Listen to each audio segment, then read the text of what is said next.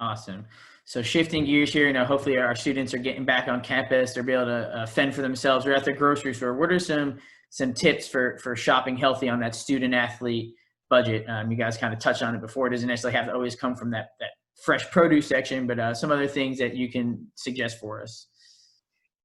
One of the things that unfortunately people hear a lot, and I don't like this recommendation, is only shop the perimeter of a store. Now, to me, that means you're outside and you walk around the store so you get some exercise, but you're like, no, because oftentimes those things are the first to go bad and the priciest. So let's really think about what's in the middle of the store. When we're looking at shelf stability, especially for a student on campus. So what's in a can? Canned beans, awesome. Tuna, awesome. Now, this also requires either you buy the pop top or a can opener. That's going to be important. Even looking at some canned vegetables, because that can be an easy add into the mix. Some of those packets of rice, like the ready rice that you microwave quickly, that's another one that we can do. I'm a big fan of salsa. It can mix with so many things, as can canned tomato. If somebody has a little fridge or a little freezer, then we have the option for maybe like frozen vegetable, that type of a thing, or frozen fruit. If you can do a smoothie, that works. Yogurt, love. Peanut butter, yes.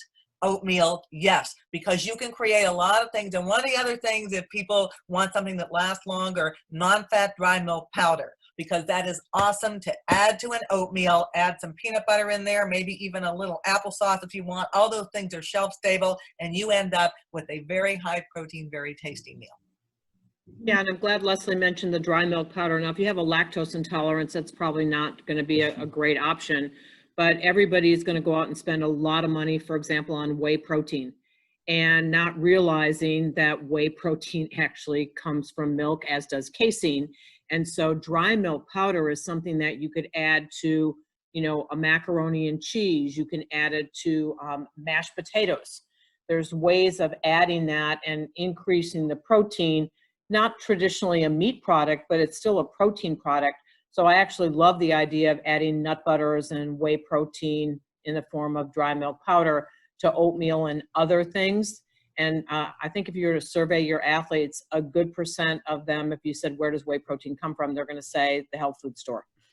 And it does, but the least expensive version is dry milk powder. So I think from a dorm room dining kind of example, in addition to the ready pouches of rice that I think are wonderful, there are now rice and bean combinations that if you don't cook or you don't have a can opener, it's a tear pouch, right? You tear it, you pop it in the microwave for 90 seconds, and that can be a really nice protein containing meal. As Leslie said, add some salsa, maybe some grated cheese, and now you've got a really great meal. The problem is changing the perception of that meal. When someone doesn't have, meat the size of a basketball, they're going to look at that and say, I didn't have enough protein at that meal, not understanding that there are other protein sources that are available that are not as expensive, which I think is important if you're a college student coming back to campus.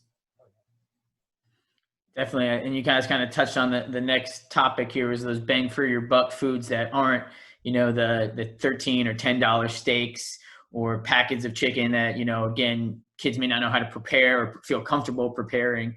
And so you kind of already touched on those bang for your buck foods. So are there other ones that you can think of, or other sort of tricks or tips like the powdered milk of supplementation for those protein sources that are maybe more cost affordable or aren't as daunting to prepare?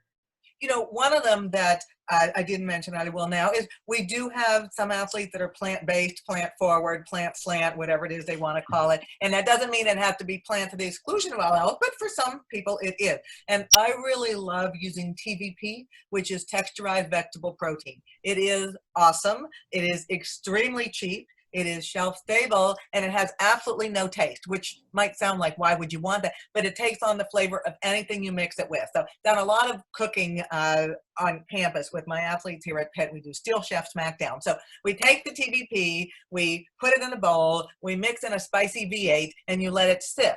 And in about 5 minutes, it looked like ground meat with that consistency because the TVP absorbs the liquid. You end up with something that nutritionally, in terms of the protein, is comparable for a fraction of the cost, And then you can add in some beans, you can add in some corn, a little taco seasoning, put it in the microwave, and there it is. And it makes a lot. So that is one that I think works extremely well. And Roberta had mentioned mac and cheese. Like, oh, mac and cheese. Well, everybody loves mac and cheese, but you're only getting a certain amount of protein that's there. So you can puree those white beans. You can put that in there and make it nice and creamy. Add a little bit of that evaporated milk. Even add some extra Parmesan, that shelf stable that keeps, those types of things. Throw in some peas. I mean, this is simple stuff to do that does not require being a 5-star chef in any way, shape, or form. And there's nothing to cut a finger off with. So it's safe as well, and it tastes good. And at the end of the day, right, if it doesn't taste good, it's not going to get consumed. So we really want to encourage those types of things. Yeah, and I love the suggestion of the texturized vegetable protein. I use that all the time as well. And if you go into big grocery stores, oftentimes you can get it in the natural section, if you want to call it that, of the grocery store, where it's in bulk. It's bulk. Now with coronavirus, sometimes they're packing things up for you and you can't do it yourself.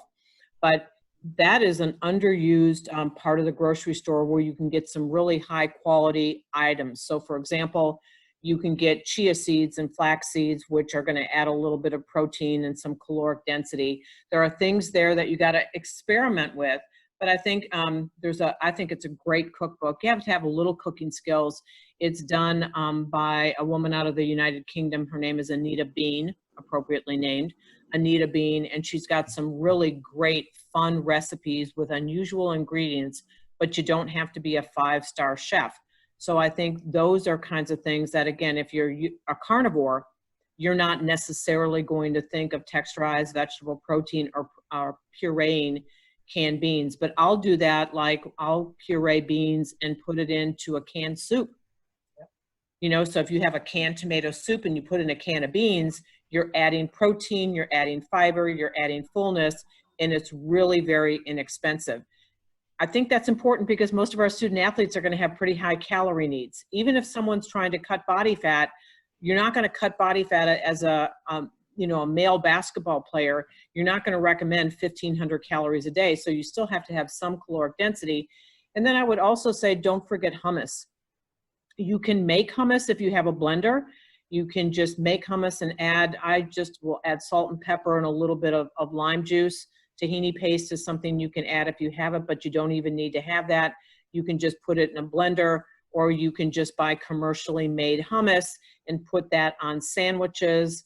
And again, as a protein fortifier and a little bit of extra fiber.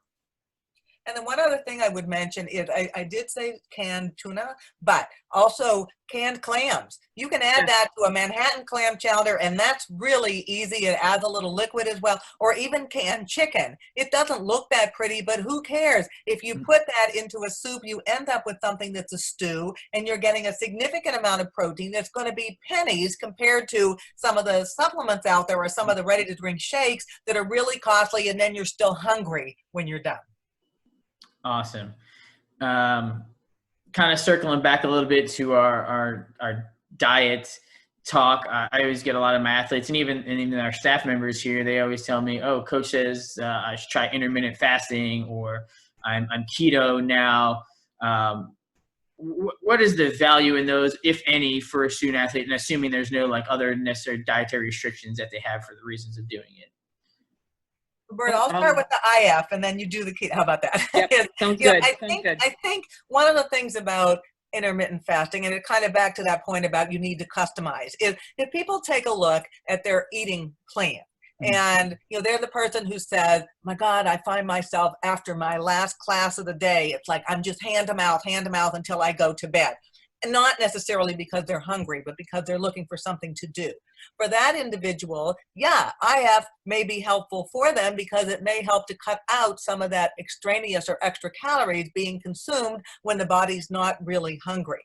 What I do think is critically important, however, is that not to restrict the calories around the time that somebody has to be physically active, because it increases the risk of injury, it decreases performance, and it's not so great for cognitive functioning. So kind of thinking about maybe that cutoff time is, all right, if I usually find myself eating a lot between 8 p.m. to 11 p.m., maybe I'm going to like stop by 9. So that's two fewer hours as somebody's eating. That indeed might be a really positive thing. And maybe making sure we have a beverage at night so we're not eating our arm. But that, I think, would be a way in. And then people really need to be able to evaluate that. How do I feel as a result of it? Mm-hmm. Chances are, if they've had the food they need during the day, they're not going to be overly hungry. And they may find that they actually drop a few pounds because they've cut out some of that extraneous eating. And the comment I'll add to that is it really depends on how you're defining intermittent fasting, right? So to me, if you're eating between 6 and 8, I would call that time restricted feeding. Mm-hmm. You're eating. So when someone says they want to do intermittent fasting, to Leslie's point about customizing, I will ask them, what does that mean to you? What does that mean? It's like, well, you know what? I'm going to eat less than 500 calories Monday, Wednesday, Friday, and then I'm going to do whatever I want. And then I will redirect, to Leslie's point, is that maybe you just need to stop eating after 8 o'clock. Maybe that's a better plan for you, because most of the time people are going to be eating chips or, you know, goldfish or snacky kind of foods, not necessarily a meal. The other thing I see is that oftentimes when practices get out late, and I live in a climate that's really hot and humid, I've got real appetite suppression from the heat. And now all of a sudden it's 9 o'clock at night. My athlete didn't have any dinner. And they're saying, but you know what? I can't eat after 8 o'clock. And so we have to Leslie's point, you always have to customize. When it comes to keto, and this is, again, sort of like the intermittent fasting trend, oftentimes this is going to come from a family member or coach or someone that it's perfectly okay for them to do that, right? It's perfectly okay. So if I have a football coach who isn't terribly physically active, other than maybe, you know, doing some stuff on the field with the guys, they don't need the same amount of carbohydrate as a wide receiver. They don't need the same amount of carbohydrate as an endurance athlete or a sprinter or a tennis player, fill in the blank. So what's good for the coach really isn't good for the athlete. So I always ask, where did you get that information from? And I'll probably say 60% of the time they're going to say, well, the coach told me this was a really great way to drop body fat. So then my next question is, pardon my French, do you want to suck? Because if you're on a really low carbohydrate diet, you're going to be sitting next to your keto coach on the bench because you're not going to have enough gas in the tank. And so when we look at the impact of keto or really low carbohydrate diets on athletes, probably some of the best research in the world actually comes from Louise Burke and her colleagues in Australia, where they've never shown a performance benefit on a ketogenic diet. So I think, to Leslie's point earlier, that if you're going to do something like that to cut body fat, that is an off-season endeavor. Now, if you're talking about track and field, I don't know when your off season is, right? Because you could be training all year long, but you really need to take a look at where in my season can I do this? And you're not going to do it at the beginning of football season. You know, those ketones can also dry you out a little bit because you have to make obligatory urine to get rid of the ketones.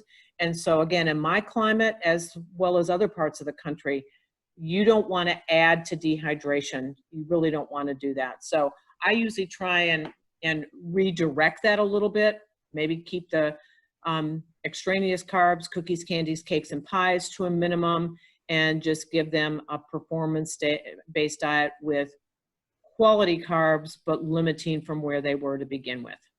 And the other thing, that when somebody is so severely restrictive with the carbohydrate, it's not just the grain carbohydrates, it's also fruit and some vegetables. And this is phytonutrients, and that's critically important from the standpoint of helping to combat inflammation. So we may be creating more problems than we are solving by doing that. And even in the research that Louise did, and some of the studies showing that even in the presence of a keto diet or a very high fat diet, is you may still see some degree of muscle loss, even if protein intake is considered adequate, just because this is putting an additional stress on the body. So, you know, are people saying, is it more important my physique, that I have a six pack, Or is it more important that I'm healthy through the season? And sometimes we have to have those tough conversations with our athletes to really figure out what it is that's important for them. And our role, all of us, is to safeguard the health of those athletes so indeed they can stay safe and well through their entire season and beyond.